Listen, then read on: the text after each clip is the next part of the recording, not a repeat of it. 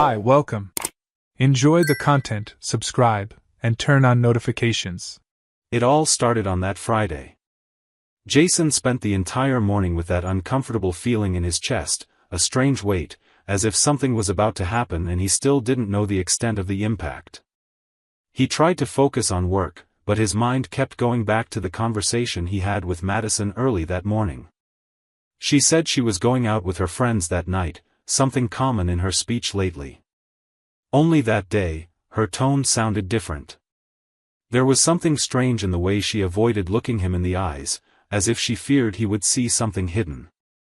She was in a hurry, anxious, and carried her bag as if it held a heavy secret inside.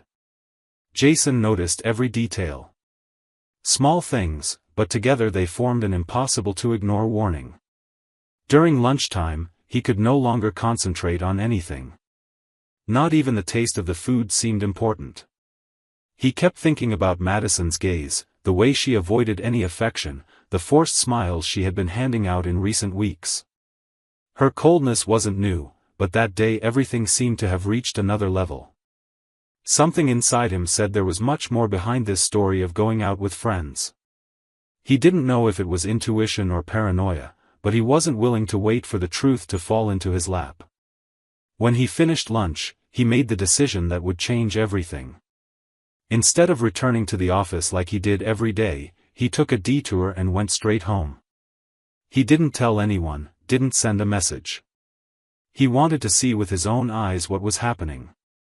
On the way, his heart beat like an offbeat drum. Every mile driven seemed to increase the urgency in his chest. He tried to convince himself that he was overreacting, but the premonition didn't fade. On the contrary, it grew stronger with every second. As he turned the corner onto their street, something immediately caught his attention.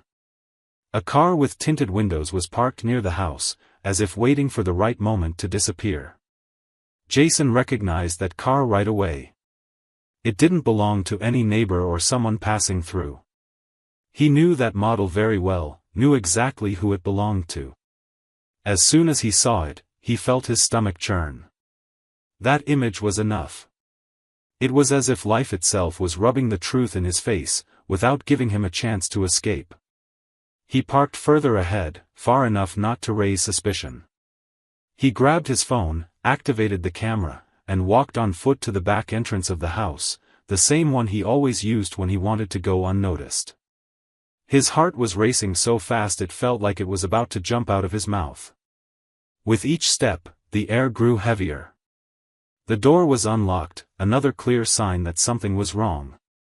The house was immersed in an eerie silence, almost disturbing for a Friday afternoon. Jason kept his phone recording, fingers steady on the screen, and moved through the rooms until he reached the main hallway. That's when he heard the first muffled laughs, a low sound coming from the bedroom. Intimate laughter, full of complicity. His blood froze. With short breaths, he approached the slightly open door. One gentle push was enough for his world to collapse before his eyes. Madison was there, lying on the bed, her body entwined with Derek's. Derek Foster. The friend he considered a brother, his trusted business partner, the man who frequented his home like family. The two were completely absorbed, without the slightest shame, laughing as if they owned the world. Jason remained motionless, watching everything through the phone screen, recording every second of that repulsive scene. It was as if his brain refused to accept what was in front of his eyes. The two people he trusted most, destroying everything so blatantly. The pain hit him like a precise stab, but the anger was even stronger. He dropped the phone on the dresser and lunged at Derek, determined to tear apart every inch of that betrayal with his bare hands. He screamed, charged forward, but Derek, in panic, escaped in a humiliating manner. He ran toward the window and jumped, fleeing without even getting dressed, leaving behind the trail of a coward. Madison, in shock, curled up on the bed, her face pale and tears streaming down. She tried to say something, mumbling incoherent words, saying she had made a mistake, that it had been a moment of weakness. She writhed in sobs, desperately trying to justify what couldn't be justified. But Jason didn't listen. It was as if her voice didn't exist at that moment. He pointed firmly at the door, without needing to say anything. Madison, desperate, begged to stay, kneeling, pleading for forgiveness. She tried to grab his legs, begging for another chance. But Jason maintained his coldness. He opened the closet, grabbed her suitcases, and began stuffing her clothes, one by one, without caring about the crying or screams. Each piece thrown in was a piece of the life he was determined to bury. When he finished, he dragged the suitcases to the front door and threw them onto the porch, without looking back. Madison left carrying what was left, crying like someone who finally understood the magnitude of the damage she caused. Jason slammed the door shut, locked all the locks, and stood still, his chest still burning with anger and disgust. He picked up the phone, ended the recording, turned off the device and remained there, standing, staring at the emptiness of the living room, where every corner of the house now seemed to carry the weight of that betrayal. Her scent still lingered in the air, the pictures on the walls showed memories that had lost all meaning. Jason didn't cry. He just took a deep breath, knowing that afternoon had marked the end of an entire life. Nothing would ever be the same again. And, as painful as it was, that was only the first step. The next morning, Jason woke up without feeling any heaviness in his body. He slept little, but enough to wake up with a determined mind.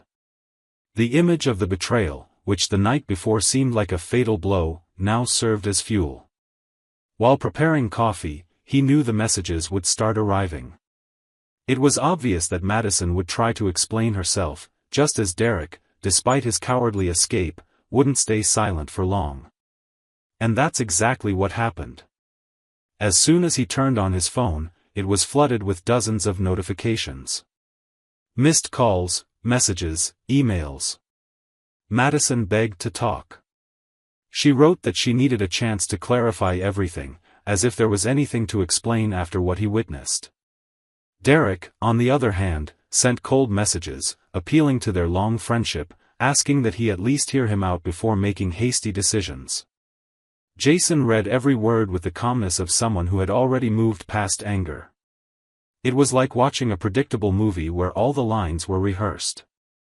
Instead of responding, he archived everything. He knew those messages would be useful soon. He knew the laws well and understood exactly how to use them to his advantage.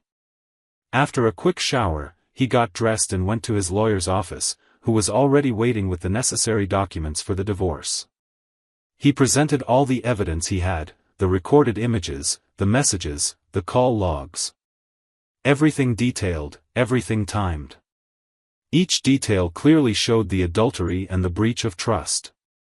In the state where he lived, the law still allowed adultery to be used as grounds for a contested divorce. It was a unique opportunity to resolve everything quickly and definitively. Jason didn't even need to explain much. The evidence spoke for itself. Within a few days, the petition was filed, with all the details organized to prevent Madison from contesting anything. She wouldn't even be able to touch the assets since the house and the company were acquired before the marriage, registered solely in his name. Moreover, her own behavior during the marriage eliminated any possibility of claims. While the process moved forward, Jason focused on the second part of his plan. There was something else that needed to be resolved with the same coldness. Derek was still a partner in the company, albeit with a small share. It was impossible to ignore this detail. They shared businesses, accounts, and contracts. But Jason knew exactly how to get out of this situation without losing control. He carefully reread the company's bylaws and smiled when he saw the clause he had inserted years earlier, foreseeing the right of first refusal. It was a card he kept hidden, and now was the perfect time to play it. With everything prepared, he scheduled a meeting with Derek, in a neutral location, away from prying eyes. He arrived with the contract in hand, accompanied by a lawyer, and got straight to the point. He offered a fair amount for Derek's share of the company, as the contract stipulated. He presented the terms clearly, leaving no room for negotiation. Derek, pressured and without arguments, accepted the offer. He knew refusing it would be useless. In a matter of minutes, he signed the paperwork, transferring his share and officially ending the partnership that had once been a source of pride for both. For Jason, that moment was symbolic. It wasn't just a business deal. It was the definitive closure of any connection between them. Derek's signature on those papers was, for him, a silent confession of guilt and cowardice. He stood up, picked up the signed contract, and left without saying a single word. Derek stayed behind, with a lost look, like someone watching their world crumble before their own mistakes. In the following days, Jason followed the progress of the divorce with the same discipline he always applied to his business. Each hearing was a victory. Madison couldn't argue at all. The evidence was overwhelming. The judge reviewed the documents, listened to the recordings, and didn't take long to make a decision. The marriage officially came to an end. The house remained with Jason. The company was already fully under his name. Madison left the courthouse carrying only the shame and memories of everything she destroyed. Jason, on the other hand, left with something much greater than assets or signed papers. He left with the conviction that he had regained control over his own life. Every move had been calculated. Every decision, thought out in meticulous detail. Now, without a wife or a business partner, he was finally free to move forward as he pleased. What few people knew was that, behind that calm face and apparent serenity, there were still plans to be executed. Plans that, soon, would show that the story was far from over. The purchase of Derek's share in the company was just the beginning. Jason wasn't satisfied with simply dissolving the partnership and finalizing the divorce. The betrayal he suffered had crossed all limits, and he would never accept that everything ended as if it were just another slip-up in the business world. There was something inside him that demanded retribution. Not out of wounded pride, but because of how Derek, over the years, had built an image of integrity while, in reality, wearing a mask. Jason spent days reviewing old contracts, email exchanges, meeting minutes, anything that could prove Derek's actions had directly harmed the company. And he didn't have to search hard. With every document read, the pieces fit together in an almost frightening way. There were records of decisions Derek had made without the knowledge of all the partners, favoring suppliers with whom he had personal relationships.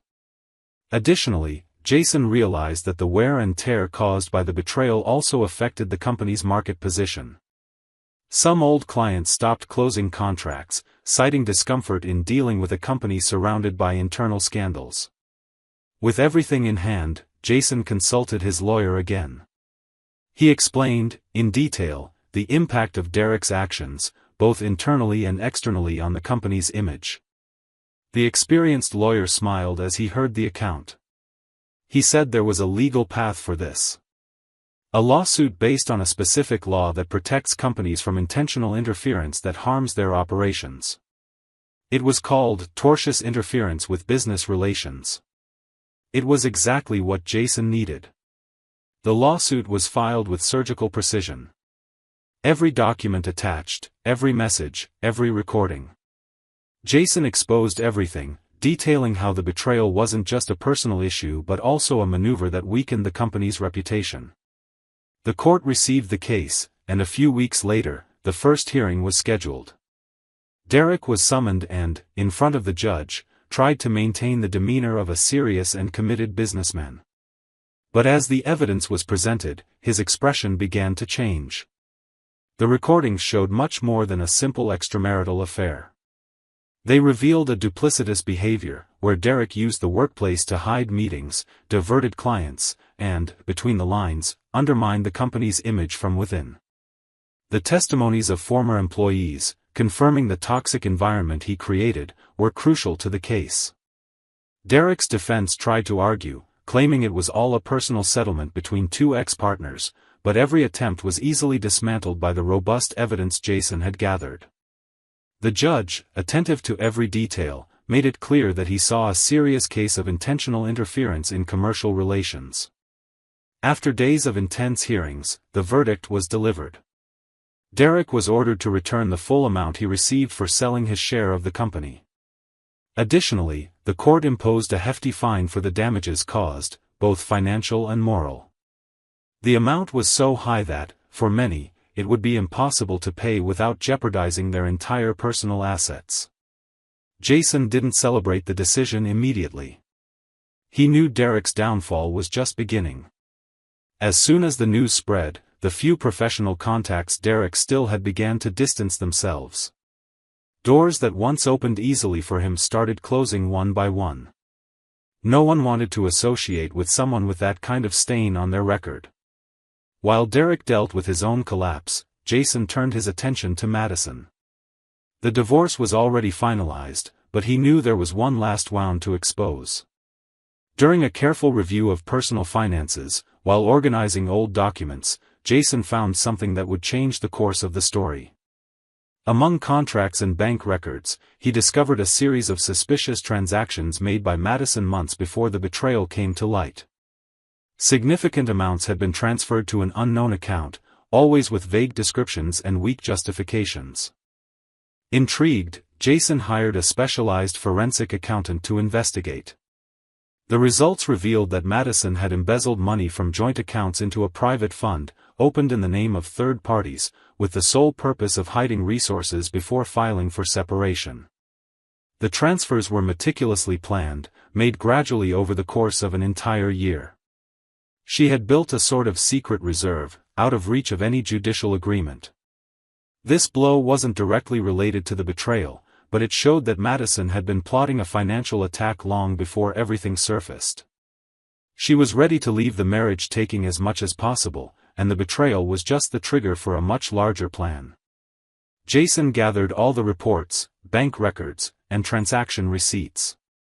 Every penny embezzled was documented, and with this material in hand, he filed a new lawsuit against her, accusing her of fraud and concealment of assets during the marriage. This new lawsuit, based on concrete evidence, put Madison in an even worse situation. In court, she was forced to return all the money she had hidden, in addition to paying heavy fines and legal costs. The defeat was humiliating. She not only lost what she tried to protect but was also publicly branded as dishonest and opportunistic. Jason, upon closing the case, felt he had finally closed all doors to the past. The case became a local scandal. Madison, who had tried to rebuild her image as a victim of an unhappy marriage, saw her reputation destroyed publicly and definitively. During the hearing, it became clear that she not only betrayed but acted in a calculated manner to benefit financially. The judge didn't hesitate to hold her responsible, ordering her to pay a significant compensation. In the end, Jason recovered every cent he had lost and even received additional compensations. For many, the outcome seemed like a cold victory, but for him, it was the closing of a cycle of pain and disappointment. Derek lost all his assets, had to sell properties and vehicles to cover his debts. Madison, now bankrupt, was avoided even by old friends, who preferred to distance themselves from the scandal. Jason, on the other hand, remained silent. He never said a word about the matter publicly. He simply observed everything crumble in its own time, without rushing. Every move he made was calculated, like in a chess game where the opponent doesn't even realize they've lost until checkmate is delivered. Everything was in place. And what no one knew was that Jason still had more plans for the future. Plans he would keep hidden until the right moment to reveal them. Time passed like a storm that sweeps away everything in its path and then disappears, leaving only what is strong enough to remain standing. 2 years had gone by since the day Jason put an end to everything. The faces, the voices, and even the pain no longer occupied space in his routine. It was as if they had been ripped out and cast into some forgotten corner of memory. The city gossiped, as it always did, but for him, the only thing that mattered was the feeling of having won a war without raising his voice to anyone. Meanwhile, Derek's life turned into a complete disaster. He tried to recover, but with each attempt, more doors closed. Old contacts disappeared, investors avoided him, friends cut ties. Debts began to pile up, and one by one, the assets he had left were sold hastily, just to cover the judgments brought by the lawsuit. The properties, the cars, even the shares of smaller companies he had bought over the years, all were gone. The man who once paraded with an air of superiority now lived doing odd jobs, struggling to survive in a city that knew every detail of his downfall. In cafes, in conversations, his name came up as an example of arrogance and recklessness. Jason didn't mind hearing these stories. He knew it was all just the natural consequence of someone who chose the wrong path and laughed while betraying the people around him. Madison took a different path, but equally cruel. After losing the lawsuit, she had to sell what was left of her personal belongings to pay off the debts she had accumulated over the years. The friendships that had once been her refuge vanished. Gradually, people began to see her as a selfish and cold woman, marked by the scandals she herself fueled. She tried to rebuild her life alongside another man, someone she met during that forced fresh start. She clung to this new relationship as her last hope of escaping the image of defeat that followed her. At first, the relationship seemed like the rebirth she had longed for. But as the months went by, history repeated itself. She discovered that the man she shared a house with was having affairs with other women. Ironically, the same kind of betrayal she had orchestrated now replayed before her, only this time, she was on the opposite side of the story. Neighbors whispered on the streets about the constant fights, the frequent scandals in this new relationship. Madison lived surrounded by mistrust, jealousy, and an emptiness that neither luxury nor fleeting loves could fill. Meanwhile, Jason led a life many would consider enviable. After resolving all the lawsuits and fully clearing the company's name, he received an offer he never expected.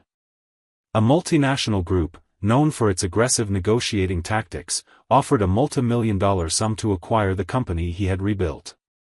He thought long and hard before accepting, but realized it was the right time to close that chapter once and for all. He signed the sale, transferred all operations, and, with the fortune deposited in his account, made a definitive decision. He packed his bags and moved to Miami, determined to start a new life, leaving no trace of what was left behind. He bought a spacious house where no one knew his name or his story. He opened a small local business, without grand ambitions, just to keep his mind busy and his heart at peace. His circle of friends was limited, consisting only of people who respected him for who he was at that moment, not for what he had achieved before. What many ignored was that, despite his apparent tranquility, Jason still kept track, from afar, of the consequences his decisions had provoked. At a casual dinner, while chatting with a childhood friend who was passing through the city, he heard a comment that fell like a kind of epilogue to everything that had happened. The friend mentioned, amidst laughter, that Madison had been betrayed by her current partner. He said that after so many ups and downs, she now lived embittered, trapped in an unhappy relationship, with no prospects of change. Jason didn't react with surprise. He simply listened, in silence, and continued his meal. At the end of the dinner, as he raised his glass, he toasted discreetly, with a faint smile and a phrase spoken almost like a whisper, something not directed at anyone but carrying the weight of all he had lived through. Without haste, he looked at the horizon and said to himself, with absolute serenity, like someone who understands the value of their own path, whoever destroys a home will sooner or later end up sweeping their own ashes.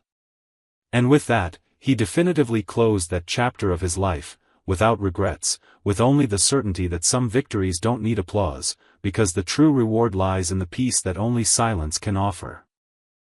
Thank you for watching the video. If you enjoyed it, don't forget to subscribe to the channel and turn on notifications so you won't miss any updates. See you next time. Hi, welcome. Enjoy the content, subscribe, and turn on notifications. Jack was there, on the couch, with the remote control in his hand, distracted by the program playing on TV, when the sound of the doorbell interrupted the silence of the house. For a brief moment, he thought about ignoring it, pretending it wasn't for him, but there was something about the persistence that made him get up and head to the door. When he opened it, the impact was immediate. Standing before him was Megan. She looked different, worn out, as if time had taken its toll. Her eyes revealed sleepless nights and a whirlwind of emotions.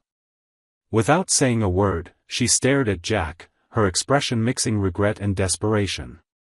She asked to come in, her voice trembling, almost as if seeking refuge. Jack took a deep breath. It was clear that this was the last thing he wanted, but still, for some reason he couldn't explain, he gave in. He stepped aside and let her in. Megan crossed the threshold with her head down, as if carrying the weight of the world on her shoulders. Jack closed the door, still unable to believe she was there, in front of him, after everything. He went to the kitchen, grabbed a glass, and filled it with water, just to keep his hands busy and push away the tension starting to build in the air. As he poured the water, memories surfaced like a blow, bringing back all the pain he had worked so hard to bury. It had all started simply, the way the biggest tragedies often do. Megan casually mentioned that she had been invited to a party with her co-workers. She brought up Amanda, the host, as if talking about any random colleague, but Jack knew exactly who she was. Amanda had always been involved in stories he preferred to stay away from. She was known for her attention-seeking ways, extravagant parties, and irresponsible behavior. Jack never trusted her and had made that clear from the start. He tried, with as much calm as possible, to explain his concerns to Megan. He openly expressed how he felt about the party, about those people, about how uncomfortable he was with the idea of her attending that event. Megan, however, reacted coldly, as if his words were just a minor annoyance. She downplayed everything, saying he was overreacting, that it was just an innocent gathering among colleagues. The argument didn't take long to escalate. Jack, already tired of feeling disrespected, got straight to the point. He looked her in the eyes and said, in a firm voice, that night would mark the end of their marriage if she walked out that door.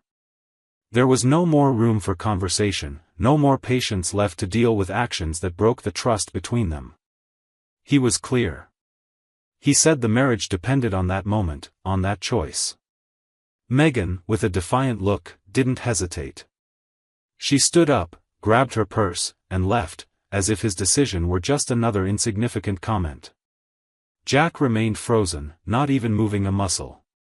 Everything inside him screamed, but he stayed silent, simply watching as the woman who had promised to walk beside him chose a different path, as if it were the most natural thing in the world.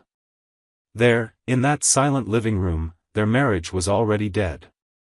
And still, seeing Megan back after all these years stirred something in his chest. As he handed her the glass of water, Jack kept his face calm, but inside, it was as if he were reliving every detail of that night that changed everything. The old pain seemed to mix with a bitter curiosity. After all, what did she want now? Why had she come back, after so much time, after everything that was said, after everything that was done? She held the glass with both hands, as if trying to shield herself from the cold that consumed her from within. Jack remained standing, staring at Megan, waiting for her to say why she was there. He didn't ask for explanations or pose questions. He simply waited, letting the silence weigh on her. Megan, on the other hand, avoided looking directly at him, as if the words were stuck in her throat. Inside, Jack knew this meeting would only be another scar. It didn't matter what she had to say. Within him, there was already a certainty: some choices cannot be undone. And that door, which she had walked through one day, would never open the same way again. As Megan remained silent, her trembling hands gripping the glass of water, Jack continued observing her, showing no urgency to hear what she had to say. He offered no comfort, nor did he open the space for a casual conversation. He simply waited, with the same calm gaze of someone who already knew how this story ended. Megan hesitated, but Jack didn't care how long it would take her. Inside him, the memories of that night were still intact, as vivid as the moment they happened. After she left for the party, Jack stayed alone, trying to convince himself that this argument was just another among many. He thought that maybe she'd change her mind once she arrived and realized that this choice wasn't worth it. He fooled himself into believing he could distract himself. He tried to watch the game on TV, but he couldn't focus. The unease grew, like a silent warning that something far worse was coming. Hours passed. It was late when Jack's phone vibrated on the table. It was a message from Kyle, an old friend, someone who knew Megan and was also at the party. Jack had no idea what he was about to see. When he opened the message, he found a video. Kyle, without saying a single word, had sent the recording without any warning. Out of pure impulse, Jack pressed play. In the first few seconds, the images showed loud music and flashing lights at the party. People laughed, danced, and drank. Then, suddenly, the camera focused on a scene Jack would never forget. Megan was there, in the middle of the room, clearly out of control, her hair messy and her gaze lost. She laughed loudly while dancing on the laps of two men, alternating between them as if enjoying the situation. The colleagues around encouraged the scene, cheering her on with shouts and applause. Every second of that video was like a stab to Jack's chest. He watched until the end, without blinking, without taking a deep breath, without interrupting. When the recording ended, he continued staring at the screen, as if trying to process what he had just seen. The images replayed in his mind, like a torturous cycle that refused to stop. At that moment, something inside him broke definitively. Jack stood up, went to the bedroom, and grabbed a suitcase. Without any rush, he began packing his clothes, his belongings, everything he needed to leave without looking back. The decision was made. He knew there was no turning back. He went to the office, accessed the bank accounts, and withdrew all the money that was there. Every penny was transferred to a new account, opened days earlier when the first signs of the marriage falling apart began to show. It was a cold and calculated move, but necessary. Jack knew he would need stability to start over. In silence, he reviewed everything he had gathered, stored the documents and cards, then wrote a simple, straightforward note, leaving no room for interpretation. "Don't look for me anymore." Those were the only words he left on the table, along with the wedding ring, which he removed from his finger without hesitation. He closed the door and left. The early morning felt empty, but Jack didn't think about a destination. He just drove, his heart numb and his mind focused on a single certainty: that chapter was closed. No tears fell, no screams were uttered, no doubts accompanied him. Everything felt clean and resolved. Jack disappeared. He left behind the city, friends, his old job, anything that could be a link to his previous life. Now, years later, Megan sat holding the glass of water as if trying to prevent the past from swallowing her whole again. Jack observed her, unhurried, with the serenity of someone who already knew every detail of this personal tragedy. She was still searching for the right words, but Jack knew that whatever excuse she had, what he saw in that video would never be forgotten. And that was all that mattered. Megan gripped the glass of water between her hands, as if it were the only thing keeping her from collapsing right there. She took a deep breath, looking at the liquid in the glass, avoiding Jack's gaze. Her voice came out low, dragged, heavy with shame and pain, as if each word weighed tons. She began by saying that she remembered that night as a blur. She said that when she arrived at the party, everything seemed normal. Her colleagues were chatting, laughing, and the music filled the room. Amanda greeted her with her usual fake charm, offering her a drink right at the entrance. Megan explained that it was the first and only drink she accepted that night. After that sip, everything started spinning. She described feeling her body grow heavy, her vision blurry, her mind confused, as if she had been ripped from her own consciousness. She didn't know exactly how long she had been there, but she said she completely lost control. She couldn't remember the hours that followed, nor the faces around her, nor the things she did. The only thing she recalled were distorted flashes, as if she were trapped in a nightmare where voices mixed and her body moved without any command. Megan recounted waking up the next day, disoriented, on Amanda's couch. Her clothes were disheveled, her head pounding, and a bitter taste in her mouth. She said it took her a few minutes to figure out where she was. Once she realized, panic set in. She rushed out of there, still trying to regain her senses. When she got home, she found everything empty. She called for Jack, searched the rooms, but there was no sign of him. She went to the table and saw the note. Just one short sentence, like a verdict: "Don't look for me anymore." She said the ground disappeared beneath her feet at that moment. She grabbed her phone and tried to call him, but his number was already out of service. She called mutual friends, family members, searched every possible corner, but it was as if Jack had vanished.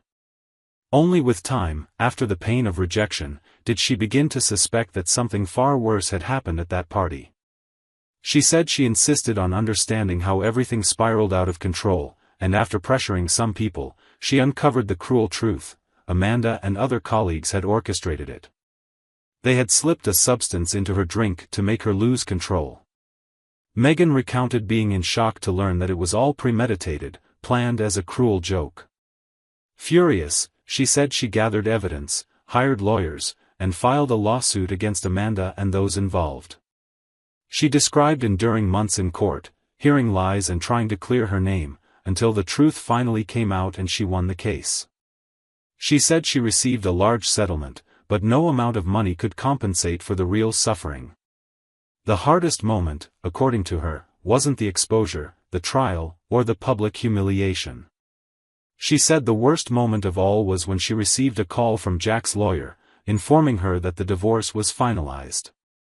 She said that at that moment, everything that remained of what they had built crumbled completely.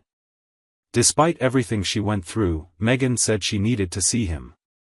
That she needed to talk to him, look him in the eyes, and tell him the truth, even though she knew it might not make a difference anymore. That's why she hired a private detective. She said it was a long, difficult, and exhausting search that crossed state lines, consumed time and money, until she finally found him in that isolated town. She raised her gaze, her eyes teary, and concluded by saying that now she was here, in front of him, holding that glass of water as if it were the only anchor keeping her standing at that moment. As she remained motionless, the glass trembled subtly in her hands, a reflection of the storm still consuming her from within. Megan, with a choked voice, still tried to find some small opening through which she could reach his heart. She said that everything she did, every effort, every search, every penny spent, was driven by the guilt that had consumed her since that night and by the love she still carried in her heart. She said that during this time, she had never been able to move on, that she woke up every day with the memory of his face and the pain of losing him. She insisted that, if she were in his place, she might have judged the same way. She begged him to consider giving her at least a chance to listen to what her heart was screaming. But Jack observed her with the same serenity he had maintained since the start of the conversation. He didn't raise his voice, didn't show anger, nor did he display any emotion that might give her hope. When he responded, he made sure to speak clearly, leaving no room for doubt. He said that life shows signs before a tragedy, and it's up to each person to decide what to do with those signs. He explained that, for him, the real problem wasn't the substance in the drink, nor the setup at that party. What destroyed everything was the choice she made to ignore the value of their marriage and the respect that had existed between them. He said that the moment she decided to turn her back on him, despite all the words, all the pleas for attention, the fate of their marriage was sealed. Jack stated that some choices cost too much, and that love, no matter how strong, isn't enough to erase scars that run too deep. Megan had no more strength to keep insisting. Her gaze wandered, empty, like someone who finally understands the depth of the abyss she dug with her own hands. Without saying anything else, she stood up and walked to the door. She left, carrying the weight of the certainty that she had lost everything, with no gesture of hope left. Jack remained seated, unmoving, until he heard the sound of the door closing. With the same calmness of someone who had just closed an old chapter, he stood up and went to the hallway. He called Vanessa, who had been waiting silently in the next room during the entire conversation. She appeared calm, without questions, with the understanding of someone who knew this night would be the final point of a story that had gone on too long. They remained there, sitting on the couch, unhurried, as if time had slowed down inside that room. Vanessa, sitting beside Jack, simply rested her hand on his knee, a simple gesture but full of complicity. Neither of them seemed in any hurry to get up. Her presence was calm, secure, as if she understood every detail of the situation without needing explanations. Jack broke the silence with a short phrase, spoken with the same calmness he had maintained throughout the night. He said that some wounds never disappear, no matter how much time passes or how many new stories begin. He explained that these marks aren't there to torture but to teach. He affirmed that everyone needs to learn that disrespecting someone's love and loyalty comes at too high a price, and that there isn't always a second chance to fix what was destroyed. Vanessa listened in silence, without interrupting, without questioning. The two of them stayed there, side by side, saying nothing more, simply sharing the certainty that this was truly the closing of a chapter that had weighed heavily on Jack's shoulders for so long. As he looked ahead, his gaze steady and calm, Jack knew that, finally, it was time to leave everything behind. Sitting next to someone who respected his history and his heart, he was fully aware that the last page had been turned. And there was nothing more to be said. Only peace. Thank you for watching the video. If you enjoyed it, don't forget to subscribe to the channel and turn on notifications so you won't miss any updates. See you next time.